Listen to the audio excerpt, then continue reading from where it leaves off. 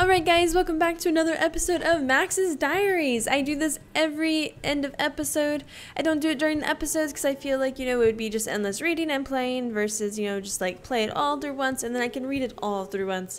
Anyways, there is 13 pages it looks like this time. This is the page that we were on last time, so let's flip forward one more. October 10, Dear Diary.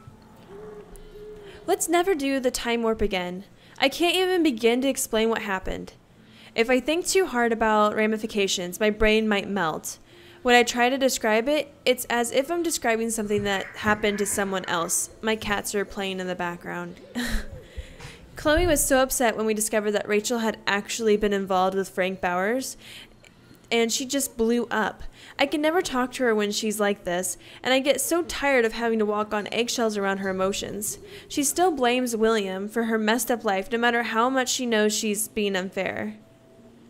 I can't say that I wouldn't be just as messed up, not that I'm not in my own way.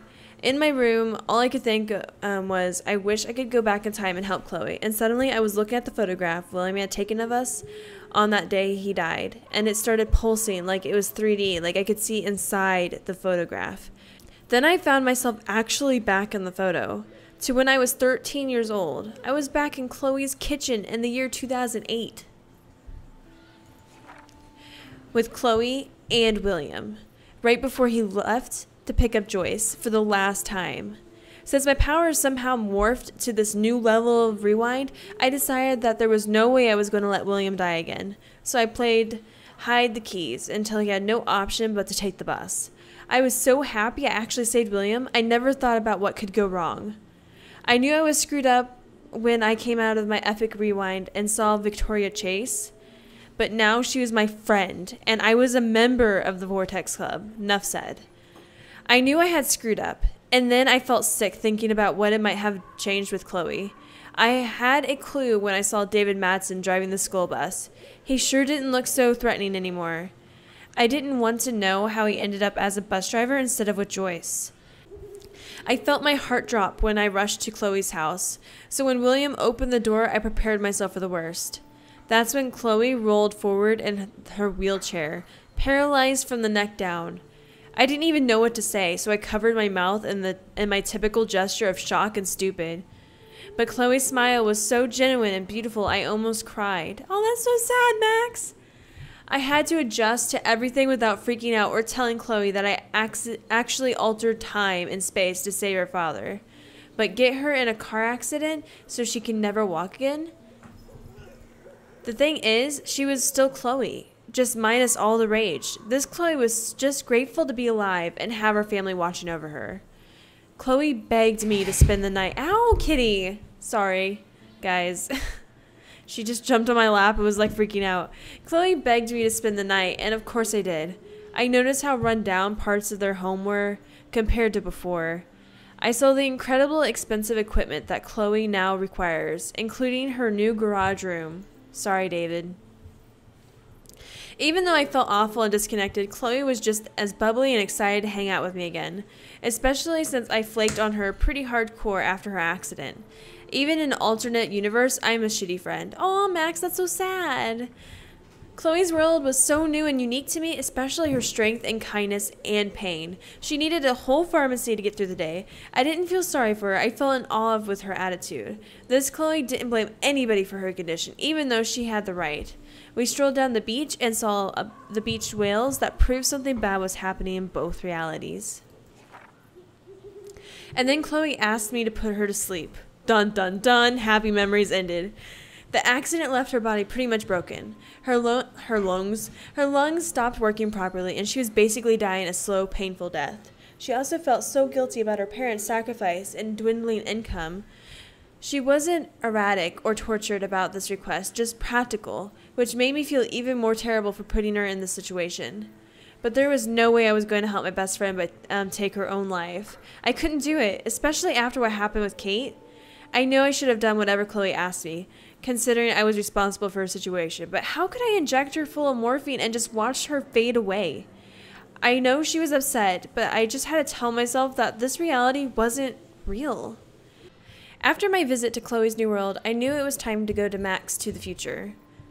I had seeing the result of my temporal tampering, and I got scared thinking my new power wouldn't even work anymore. That would have been cruel karma. Oh, that would have sucked.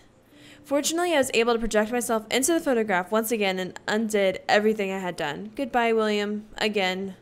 Hello, David. Again. That's so sad.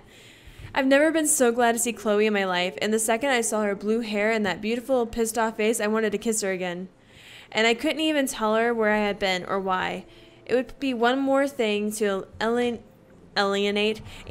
Chloe from me and the world. I had to get refocused on our search for Rachel. Chloe had been busy with her detective work while I was in my alternate timeline.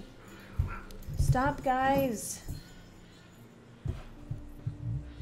Of course, it was so much easier for me to explore David's garage since Joyce had booted his ass out. That made Chloe more content than I've just about seen her since I returned. I still kind of feel bad for David, but he overstepped his authority, dismissed, and it's so much easier to grab David's X-Files when he's not there. After we gathered our new info like Halloween treats, I loved watching Chloe go into Sherlock mode while we examined everything. Examined all of our clues on our big old drawing board. Of course, we all know she's more of a Detective Watson, right? Elementary. Except we did all the detective work. Honestly, with all this impending doom and sadness, I felt so happy. Just to find myself back in action with my best friend and her butterfly blue hair. Hella yes.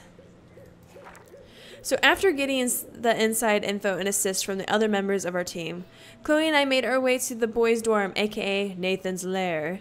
Chloe stood guard out in the hall, and I stealthed my way into Nathan's room. And even though I've been a master spy and detective, I still get surprised by things I see or find, like Nathan's sleek, expressionist bro cave. It was like walking from light to shadow in a single step, I swear.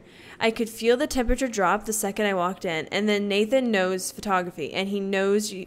Oh, but then Nathan knows photography, and he knows you have to keep the film and equipment chilled.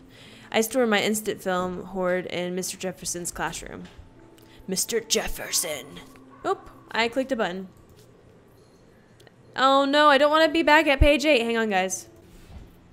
Speaking of cold stuff, Nathan's room was layered in creepy shit. The disturbing but impressive photos, all the evidence from his father's bullying, and probably the most important clue we could ever find, Nathan's phone, likely loaded with messages and mysteries, not mysterious.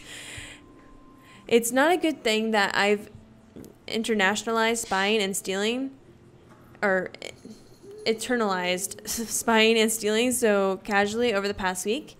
Everyday hero, am I right? And that's when Nathan Prescott showed up. He looked so wide-eyed and out of control that I felt a twinge of sympathy that he clearly needed help. But then I remembered he was also an asshole, and he had been extremely dangerous to me, Chloe, and Kate. So before I had to rewind, Warren entered the scene, and my white knight headbutted Nathan in perfect payback. I couldn't believe it. Neither could Nathan. In fact, Warren literally started to go ape all over Nathan's face. It wasn't cool, but my nerves were so frayed from the week, and I was so over all the Blackwell bullies that I almost didn't want to stop Warren from beating Nathan into the floor. Warren has his own issues to work out with Nathan, but this wasn't the time or place. Even if Nathan deserved it, and I would have been happy to watch Warren show him who was a Blackwell boss now. After the dorm brawl, Chloe and I headed to the beach to deal with Frank and see if we could get him to join us. I had to be careful and not get him all tweaked out. He was pretty pissed that someone had gotten into his RV and borrowed his account book, but once he saw that we didn't care about drugs or money, only Rachel, he mellowed out. All I could think was, I'm trying to get a drug dealer to help me find a missing girl. Incredibly, Frank actually agreed to help. He knows how naive and clueless we are, and so I hope our sincerity swayed him. I'm still unsure about him, and I can't be so naive not to keep my rewind guard up. I don't know much about him except that he sells drugs, has a wicked temper, and he loved Rachel, even more than his beans. So we get to add another member to our team. Booyah! My life feels so surreal at this point. I don't know how to react anymore. I can rewind time and space, but is it aging me before my own time and space? Am I learning things I shouldn't, messing up too much shit, including my own history? Obviously, my nosebleeds and dizzy spells are a bad sign that I'm overusing my powers. But it's become almost a part of nature, or maybe a habit. Power corrupts? Not yet, I hope. I remember this famous episode of the original Star Trek where Kirk has to go back in time and let the person he loves die so the Nazis won't win the war. What kind of fucked up choice is that? What would have happened if I had not been in the school bathroom to save Chloe that day? But damn it, I was there, and thus I was supposed to be there. Destiny. And the fact we were able to convince Frank to actually help us gives us the most hope I've had in a while. Yes, Chloe and I were stupid to confront Frank like that, considering how he reacted before. But don't see how anyone could say he really didn't love Rachel Amber. He shouldn't have pulled a knife on Chloe, though, and I don't like that he sells all these dangerous meds to teenagers, especially Nathan. He needs psychiatric supervision, not baggies of pills. At least he won't be going to Frank again. I still don't know why Chloe or even Rachel would want to hang out with Frank, but I can't suss that out anymore. Maybe if I hadn't left town, I'd be less judgmental. But now we have Nathan's phone, David's coordinates, Frank's account book, and a big board of clues, which brings us closer to finding Rachel Amber, finally. So maybe the tide is finally turning, or time is finally turning. This is the moment where all the clues come together and we finally have a location outside of town that may lead us straight to Rachel Amber and beyond. After everything that happened with Frank, I had to convince Chloe to keep going forward with me, since I do feel we're at the end of the road. Hopefully not the end of the world, but whatever anger Chloe has inside of her that makes her so self-destructive is matched by her balls and bravery. Yes, Chloe has gotten me nearly killed, but I know she would die for me, and I can't forget I put her in a wheelchair to slowly die in another reality. And Chloe is more focused now than before. I told her that we have to keep moving forward no matter what, and I couldn't find Rachel on my own. That was enough. Now it's time to shine a light into the dark room. Alright, sorry about that, guys. I took a little break. The rest of my voice, I don't know. I've been losing it lately. I don't know if I got like a bug or whatever, but... And that is my kitten in the background, always wanting to make noise when I record. Anyways, Chloe and I loaded up our coordinates and hit the road. We were both quiet, yet excited. It's hard to explain the feeling. Even with all the horrible things happening, I found myself thinking that Chloe and I were part of some greater mystery that involved time, space, and all of our fates. I've never had much faith, not the Kate Marsh kind anyway, but I couldn't believe we were being set up for doom after everything that's happened this week. But I wasn't prepared for the dark room. I've never had much faith. Not the Kate Marsh kind anyway, and I couldn't believe we were being set up for doom after everything that's happened this week. But I wasn't prepared for the dark room. The coordinates led us to an old abandoned farm owned by the Prescott family, and I shouldn't have been surprised that it was actually housing a weird secure bunker that was filled with Prescott memorabilia and worse. Like, that's the first thing I thought. I don't know why Max didn't think that. If there was an evil ground zero, this place was it. Cupboards filled with named red binders that confirmed our worst nightmares. Not that I even had any clue that our amateur detective work would lead us to this kind of professional hell. When I saw the binder marked Victoria, my heart started pounding like a jackhammer. Then I had a real clue about what was coming. I don't even want to think about the images we saw of Kate Marsh posed unconscious with that motherfucker Nathan Prescott. She did know the truth about what happened to her, even if she couldn't remember all the awful details. And then Rachel Amber. Delicately composed photographs of her drugged and all over Nathan like some kind of sick goth couple. I couldn't bear to look at Chloe's face as she looked at the photos of her abused angel. I felt nauseated. All the hope I was feeding Chloe felt like vapor. And then we saw exactly where Nathan had taken his vicious layout with poor Rachel. In the junkyard. We finally found Rachel Amber, dead and buried. I'm sorry, Rachel. I'm sorry, Chloe. I'm sorry, Kate. I'm sorry, William. Fuck you, Arcadia Bay. High school should be the best years of your life. I've heard over and over from my parents and other experts. Fuck do they know? Tell that to Rachel Amber or Kate. I've never seen Chloe so cold and hard. She won't let go of the gun. So we have to find Nathan before Chloe kills him. And if that happens, it'll be hard to rewind. But we're as close to the end of the nightmare as possible, so I have to block out those images of Kate Marsh and Rachel Amber that will be burned into my retinas forever. There's still a final secret to uncover, and nothing is going to stop us now, not even a goddamn tornado, which finally she mentions the fucking tornado. Like, we're only in chapter 4 out of the 5, and the tornado is probably... I can count how many times the tornado's been mentioned on my hand, and that is the main plot. Sorry, I'm ranting. Chloe and I pulled up to Blackwell's parking lot and arrived at the end of the world party. Oh, the irony. We had to get rid of poor Warren fast. I thought it said William. I was like, damn. He wanted to bask in his alpha glory and hang out with Chloe and me. I couldn't put another one of my friends in danger. So bizarro to see all the students dressed up in expensive outfits or pre-Halloween costumes, talking, laughing, and smoking and drinking.